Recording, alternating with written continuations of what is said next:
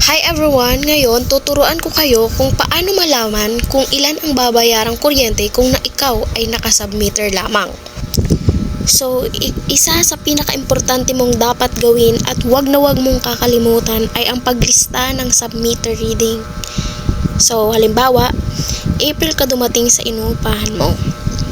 1231.5 ang reading. Tapos kunwari, naka-isang buwan ka na, ang reading mo na ngayong May ay 1266.8. Ang sunod mong gagawin ay napaka-basic lang.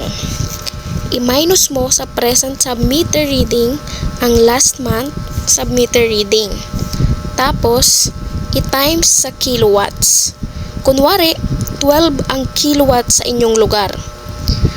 Kaya, 1266.8 minus 1231.5 equals 35.3. Ngayon, 35.3 times 12 kilowatts equals 423.6 ang iyong babayaran lamang ngayong May.